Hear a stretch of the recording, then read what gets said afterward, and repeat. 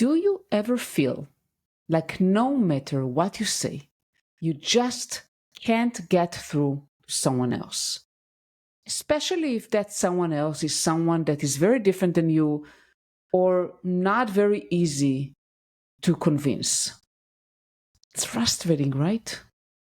And believe me, I know that feeling all too well because I used to be stuck in conversations because I was only focused on my own perspective. I wasn't curious enough about where the other person was coming from, and it kept me from connecting.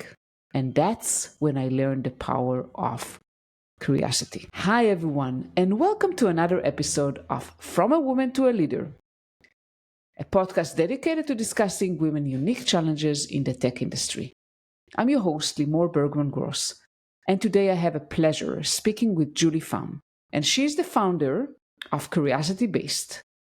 With her background as historian and years in the tech world, Julie shares how practicing curiosity, not just as a trait, but as a skill, can transform our approach to challenging conversations, negotiations, and even career growth. Julie says in the episode, curiosity is a practice, and it's essential for building trust and understanding. I think that Julie insights are a game changer, and if you're ready to bring curiosity into your life, tune into this episode. It might just change the way you approach every conversation. So why don't we just dive right in? Hi, Julie. Welcome.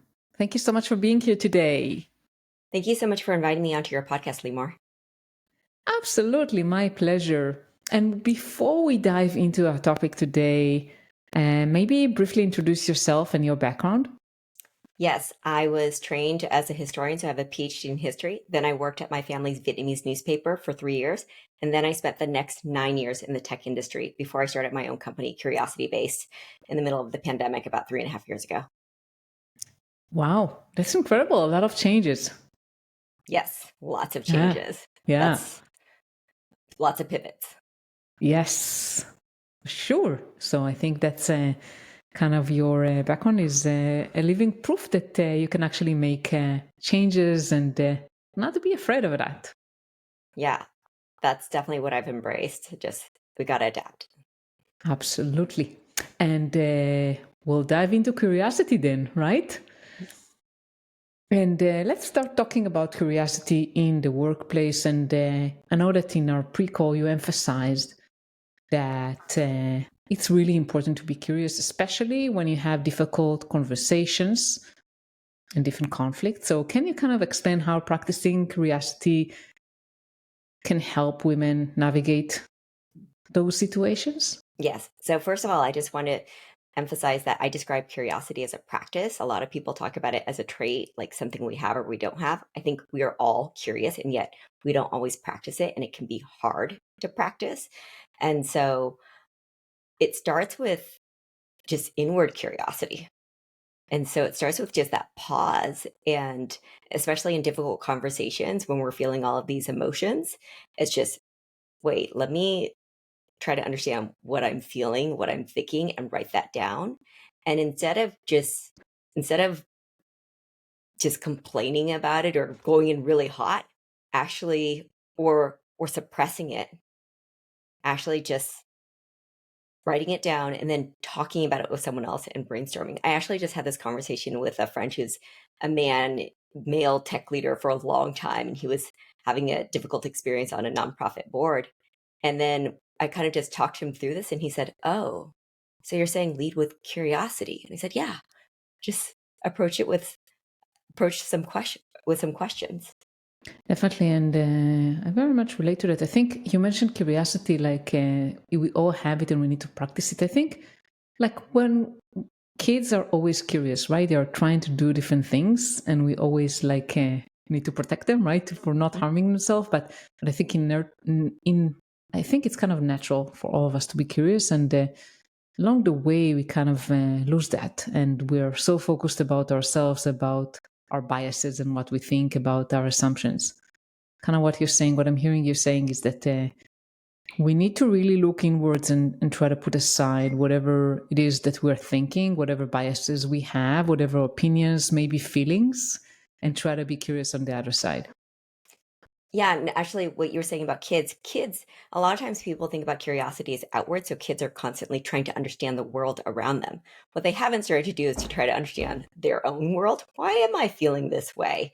And so there's I think that there's a lot of don't have assumptions. Actually, we can't help having assumptions. How do we practice having curiosity around the assumptions that we have? And that's how we can then and from there we can actually approach the conversation. So basically, you're saying, okay, we have assumptions. Now we have to potentially challenge them or be curious about our assumptions. Mhm. Yes. Should I share another example? Yeah, please do. Okay, so this is actually from when I was trying to transition from working in my family's newspaper to working in tech. And so I had an informational interview with someone who was about 10 years younger than me. And and I was explaining to her all the things I had accomplished at my family's newspaper. And she was at a big tech company. And then she said, "Do you mind if I ask you if you have a degree?"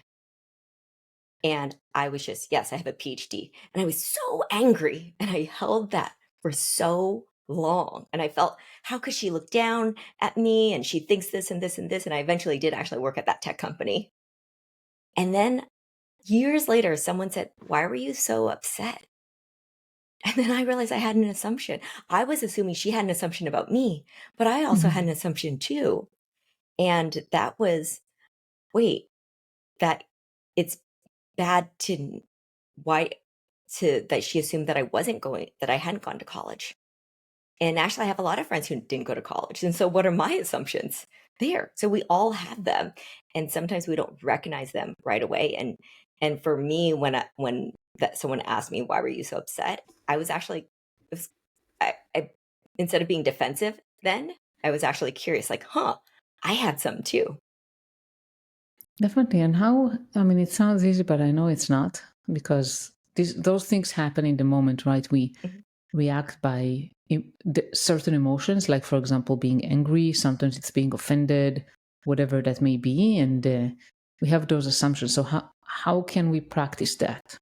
Yes, we go from outrage. How do we go from outrage to curious? And Yeah. so it's talking it through with people, and instead of just asking for or instead of just asking for validation, I another example, I got this message from a client, a request, and at first I kind of assumed that she wanted something that I was actually pretty offended by. And I was talking about it with a friend. It's like, "I can't believe she asked for this." I think I actually even wrote the client a little snarky note. Like and then I was just, "What do you think I should do?" And then my friend said, "Why don't you just ask her what she meant?" And I was just, "Oh, ask questions. Of course." And then I went back and I asked my client. She actually had her request was quite reasonable once I gave her some space. And so my point here is to pause and then to brainstorm questions, not just to ask for the solution, but also for that validation. Just to, hey, what do you think I should ask? Yeah. And I think that practicing asking questions and especially asking very open questions rather than biased questions, Mhm. right? I mean, if someone asks you, "Do you have a degree?" and then you say, "Well, why are you saying that?" Like, or whatever. "Do you think I'm not educated?" Like that's kind of a very biased question Well, versus, yeah. what Go I ahead. didn't realize, I mean, if I look back at it now, it's just maybe she was asking me because there was a special program for people without degrees to get into the company. And and and I hadn't but I was so fixated on because Yeah. I was also, I mean, at the time I was feeling pretty insecure about myself. I was trying to get a job and I felt like, wow, I've got this degree and I'm making so little money and it's the recession. So I also have to think about what was I feeling coming into that as well. And this is not to excuse her, it's just to say it's complicated. we're all, and there are so many multiple interpretations, and Yeah, it's so easy for us to get fixated on our interpretation, and our interpretation can actually change and evolve over time. definitely. So, how do you use curiosity in the workplace? Especially, you mentioned the importance of building relationships, and how do you do that? I know it's very difficult, especially for women that I coach and people that are maybe more introverted. It's hard for them to build Yeah. those relationships. Yeah, and so I don't think that you have to do it in big settings and try to be friends with everyone. Uh, and so actually, when I talk about curiosity as a practice, we've been talking about the self-awareness. That's the first element. The second one is actually that relationship building, and that is trying to get to know other people. So Limor, I want to learn about you, and then the second one is to share myself, and I'm also going to share myself with you, and that is reciprocity, and that's that relationship building. So that's how I think about that, the practicing curiosity as it applies to relationship building. And so how do we do that in the workplace? I mean, sometimes I'm not a big fan of small talk, but I understand sometimes you need that social lubricant, and then you can move to some questions that get at that can still be work related, but that will help you, that can help get to know one another. And so even asking questions of what influences your one of my favorite questions, I do a lot of work on respect. What influences how you think about respect? Who in your life? What bosses? Sometimes they're negative examples. I had at a tech company very negative examples of respect, and I was just, I'm not going to do that. And so, and to have those conversations one on one or in small group, um, so that is a way of that relationship building, and then also following up. So when people tell you things, to check in, even just that note, hey, how was that concert that you said, that how was your daughter's concert, or how was your vacation? Just showing that you remember and that you care. And I think that when you have those relationships, then you have also, especially in bigger companies, you have allies. You have people who can advocate for you. People say that your brand is what people are saying about you when you're not in the room. Mm-hmm. And so building those relationships gives people a chance to understand you more than just your work, because sometimes maybe for reasons outside of your work, that you don't perform the way that Yeah, you want. But people then know what effort you put in. They know you a bit more. And they'll say, "Oh, well, still, Julie, she tried and this and this." absolutely. And I think that people, I mean, when you remember things like that, hey, how was your vacation, or how was, you mentioned your daughter was going through some whatever test at school, or something even small, Mhm. people really feel that you care about them. Mhm. Mhm. And I think that there's internal and then external. What I've seen at big tech companies is sometimes your whole world is that company and your coworkers. And yet, it's also important to build relationships in the industry, and to Outside of your go company. to those conferences, go even just using, "Oh, I work here," reaching out to people on LinkedIn, "Can I have a conversation with you?" And because you never know, I mean, in the tech industry, people are constantly, there are lots of layoffs. You have to always be having allies and advocates at other places. And so sometimes I've seen, especially people at big companies, "Oh, well, there'll be room for me here." That's not always the case. I've had great mentors at other companies. How do you do that though? How do you just reach out to people? First, how do you decide who to reach out to? And then Mhm. once you do, how do you do that? So let's say you hear them speak on a program. It could even just be a virtual program, and just to follow up and say, "I liked what you said about this and this. And I have some specific questions to ask you." So it's not, "Hey, can we get to know each other?" Okay. Because imagine you only have 15 minutes with them. I remember once I was introduced to uh, a product manager at a big tech company that I want to work at. And I didn't know how much I had 30 minutes with him. Right. And so we got in and I said, I have these 3 questions. And I'd done my research. The questions were tailored to him. And then later on, he actually recommended me for a role. And then I saw his notes and he mentioned something about, oh, she's very focused and organized. Okay. Coming prepared for that conversation. So don't just, oh, I want to get to know you. Just, hey, I'd really like to know these things and things that they in particular can have knowledge on. And this isn't just about it for mentor roles either, right? This could be for people who are peers with you, people who might actually even be more junior in your career. And that's another thing. People move so quickly. I think don't just look for people who are kind of higher than you, because the people who are junior to you could be one day really big leaders in their companies. And so just look for um, people who you think you read something that they wrote or you heard them somewhere, or maybe you even just saw that they had a really interesting profile, but you're able to say some specific things to them. Yeah.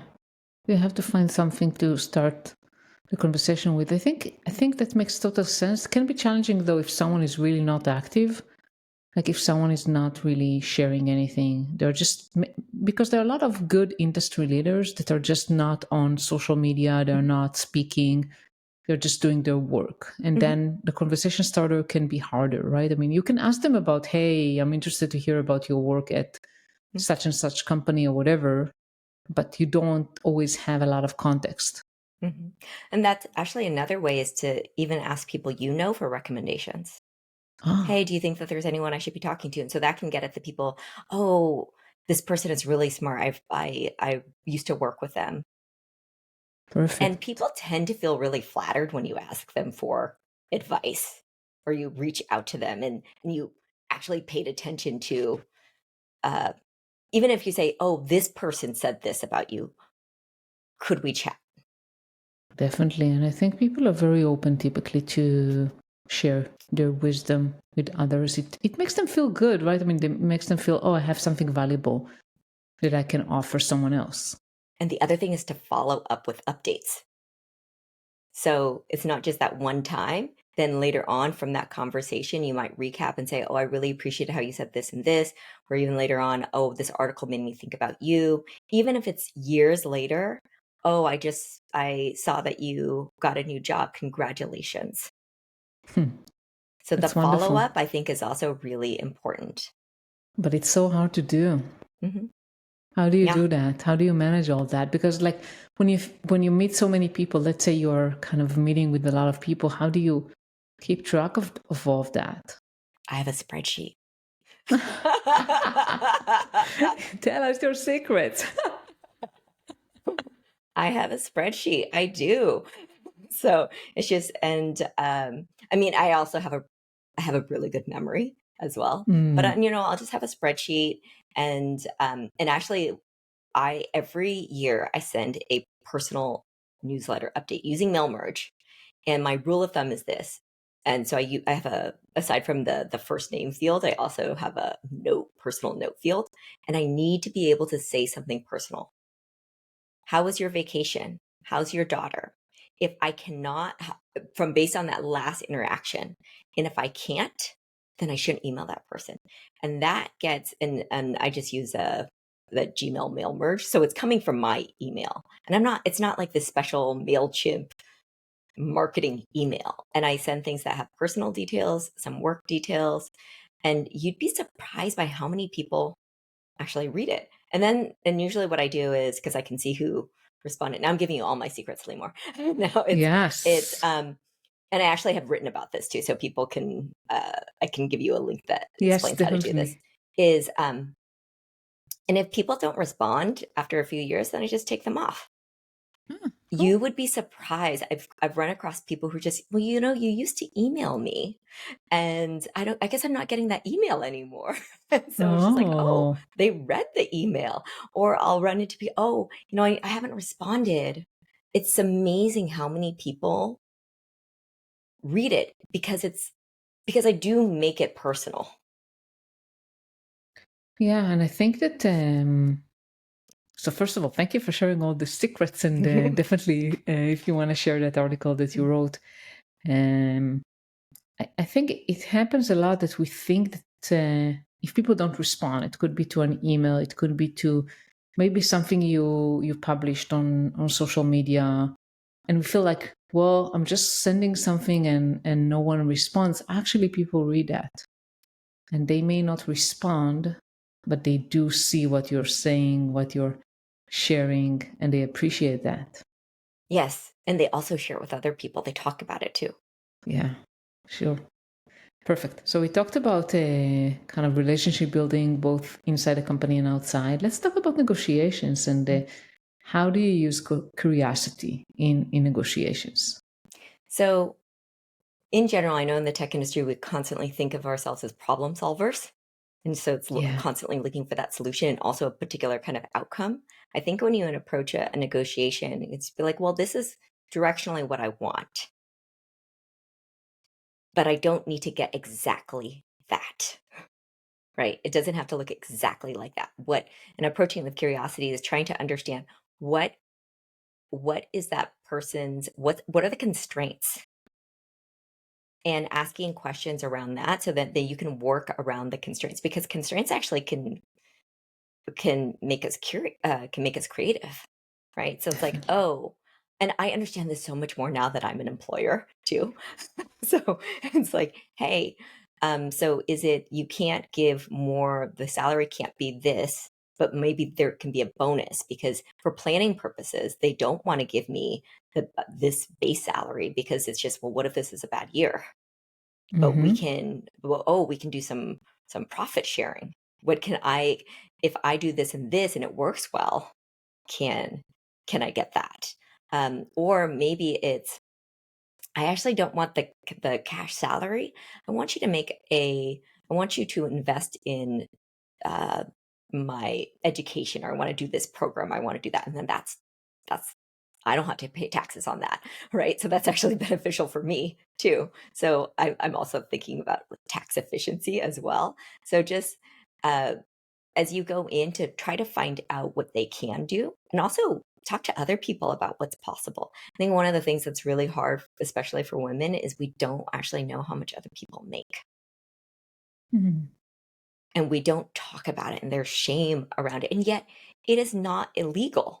It's not illegal to talk about it, and that's also cultural, because I know in Vietnam, for example, people are just, how much did you pay for that, how much do you make? And it's actually our expectations hold us back. So even if we just kind of even if it feels, oh, to ask exactly how much someone makes, but just kind of, hey, let me ask for some advice. So even doing the prep before you go into the negotiation. I know, like, when people negotiate with me, they're just like, well, this is what I want. And she's like, all right, well, I know you want to make more money. Here's my envelope. And maybe we can do this and this.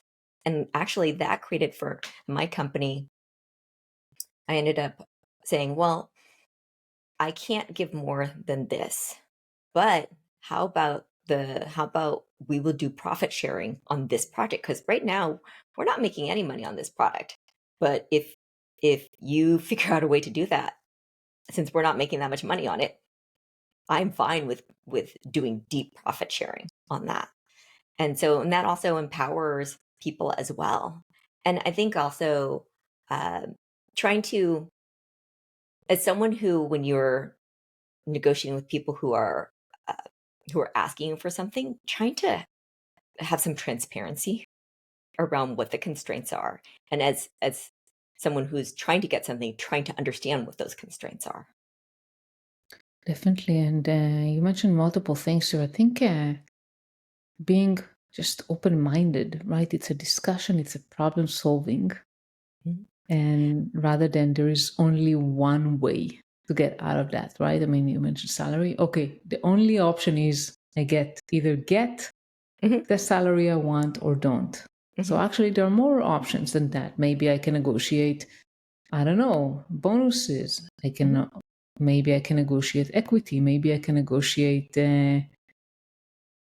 vacation days. I Yeah, don't know. more I more mean, flexibility in the schedule, flexibility. Yeah. right? I mean, there are lots of things that you can do. And and the other thing is, I think no matter what, it's a it's helpful to articulate what you want. And so, for example, I uh, I was negotiating for a new role. And so a friend of mine said, "You should ask, this is a director role. You should ask for a VP role." I'm like, "All right." So I put together a job proposal and I outlined this. And then I gave it to my hiring manager. And she said, "Okay, well, you're not going to get this." I was like, "All right." And then a month later, she left. And then the CEO calls me in and he's like, "So that proposal you wrote, that's what you're going to get to do."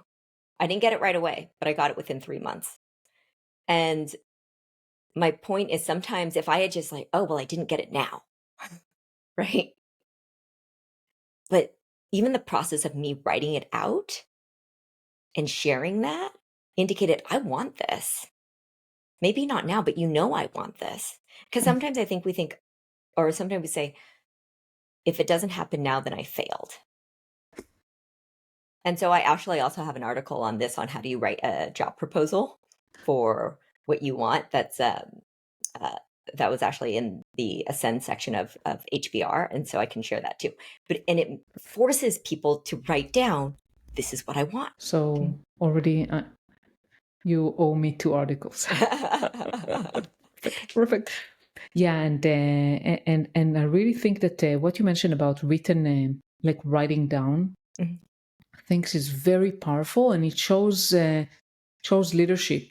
And I just had a call today with a client, and she wants to be promoted to the next role, and I told her, well, focus about your vision. And she kind of said, well, I don't know if I have one. And long story short, kind of we discussed, obviously she had one. Mhm. It just was in her head. And I said, write it down on paper. Mhm. Actually write it down and share it with your manager. I think just that, even that's kind of, a vision that maybe will not be implemented fully, or maybe not now. It shows how great you are as a leader and that you're thinking about things. Mhm. Yeah, I mean, when I started doing the job proposal, because it was actually another tech leader this was when I was really struggling and trying to find the next role. And he said, "Julie, you're smart, but there are many people who are very smart. So how are you going to add value?" And so that's when I got the idea of starting to write a job proposal, which I did for 3 different tech organizations. So, and also the thing is, once you write it down, you're making the commitment to yourself. Oh, that's what I want. And even like for me now with my negotiations with clients, because I'm actually pretty transparent about pricing. And it's just like, hey, this is our pricing list. If you are interested, let's continue the conversation. But I've written it down. And so, and that's also, that says to me, this is what my bottom is. Like I need at least, this is my minimum. And so I'm not going to back from that because I've written it down. And they know. And from there we can have a conversation. And I know some people try to negotiate when they're just, I want to guess how much I can get, right? And so for me, I'm just, well, know what you need versus, well, I'm only going to be happy if I know I'm higher compared to this or this. Know at least like at your core, like this is what I need.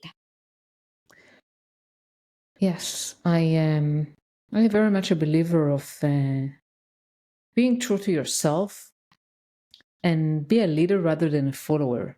And I'll give an example. Like my son yesterday, he just started high school, the last year of high school, and they had a strike here. Never mind. But long story short, few of his friends wanted to go to a party last night. Mm-hmm. And I said, doesn't make any sense. You're just starting school the next day. Why partying the night before? I mean, you had all the summer to party as much as you want. I said, no, but everyone is going and all that. And I said, okay, it doesn't make any sense to me, but I'll let you make the decision yourself. And then surprisingly, after a few hours, he said, well, I don't feel like going. And I tell him, you know what? You make your own call and your own choices, regardless of what other people are thinking or doing. And that's what I try to encourage my kids to do. Make your own decisions. And And I think it goes back to what you mentioned about pricing. Like, if you want to price yourself, just make the price that you think is right for you, the value you bring, rather than, oh, because so and so is pricing that much, I should price at least the same amount. I believe that I should price based on what I think I can offer and what I think is reasonable, so I can feel good about providing high quality services and charging accordingly, rather than overcharging or undercharging based on what other people are doing. Yes. Okay, and let's kind of shift. We talked about negotiations a little bit, and let's shift about leadership. And how are you leading with curiosity? So whenever we start something, and I think it's important to ask, hey, what are our goals? What do we want to try to achieve here? And it's also important to ask, and what will we learn no matter what? What do we want to learn no matter what? And that way we enter it as success doesn't just look like hitting those goals. It also looks like we are going to learn, because there are lots of times when things outside of our control make it so that we don't achieve our goals. Or maybe our goals were unrealistic, right? And that's the thing that we learned, that it was an unrealistic goal. And so that, I think that's one of the big things that that going in, it's just, hey, this is just about as much about the process as it is about the outcome. And then even in having those difficult, remember once I was basically getting pushed out of an org. They brought in someone who was, oh, here's this guy. He's gonna be our new head of this. And I asked, am I about to lose my job? Am I about to lose my job? And I'm like, no, no, no, no. And it was actually, I had these two badass women, both high level leaders in tech outside the organization. Remember, I said, get mentors and allies outside the organization, who advised me to ask some questions. And um, and so I went in not knowing, the only outcome I wanted was to know more. It wasn't to, because I was pretty sure I'm not going to be able to, this is like, I see the writing on the wall. I'm not going to be able to keep my job, right? That's not I could see it. And I went in and I basically wanted to learn how much time I had. Realistically, what was the most I was going to get? And at first they were just, oh no, optimistic. And that particular executive, he'd always say, well, hope is not a strategy. And so I just said, hey, well, you always say hope is not a strategy. So what's the worst case scenario? I just need to know. And I remember I was in the room, I put my hand on the table, so he knew I wasn't going to leave. I just kept repeating three things over and over and over until he told me. And I left feeling so empowered, because what I got was knowledge. It wasn't, oh, Julie, don't worry, you're going to get to keep your job. It's just like, okay, I know worst case scenario, I have this many months. And I ended up staying more months, but at least that next day, Limor, I went into that office. It's like, I know. Definitely. And I think that just knowing a lot of times just is a relief. Mm-hmm. Even if you know that you're not going to stay there, at least you know. Yes. And also in that, I remember when that happened, I think that the people who I normally talk to are not going to be able to give me useful advice. And so I reached out to these two women who were good acquaintances, kind of going back to what we were saying earlier, how do you reach out, right? But this was a very specific ask. I'm going through this. Can you help me? And I was amazed how they got on the phone. One of them was about to go raise money the next day, and she's like, let's talk tonight. And another person role played with me. And that was years ago, and we are still close to this day. And it's because I actually also, I asked for help with something very specific, and I kept them updated as well. That's wonderful. Can't believe time passes so quickly, and I know we haven't talked about everything. But before we part ways, Julie, is there anything else you want to share you feel like is really important? Oh gosh. I think for your audience is that just to practice, think of curiosity as a practice, and to admit when we don't want to practice it, because that actually shows humility too. So, and model that for the people that you work with, because when you're able to do that, then that opens it up for them to be able to do that. That's wonderful advice. And Julie, how can people find you? So I'm really active on LinkedIn. I would love for you to connect with me on LinkedIn. It's just Julie Pham PhD. Or I also have a company page, CuriosityBased, and you can.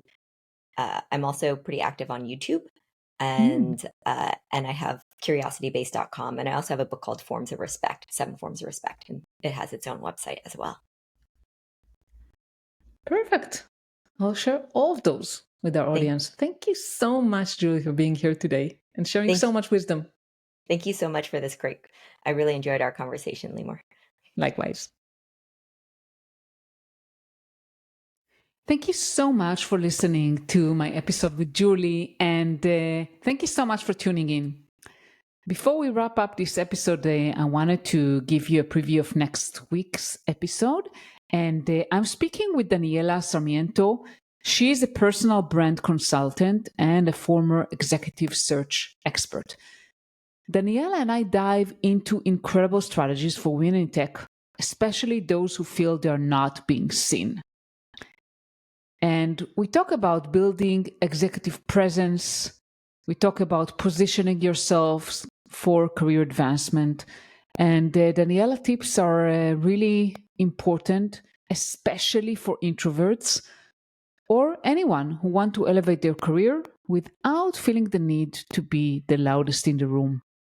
So if this is something that you resonate with, or someone you know you think it's going to be helpful for, make sure you follow, subscribe to the podcast, leave a review if you liked the episode, and share it with anyone you think could benefit from it. And I can't wait to share this insightful conversation with you next week. So I'll see you next week. Thank you so much for listening and have a wonderful day.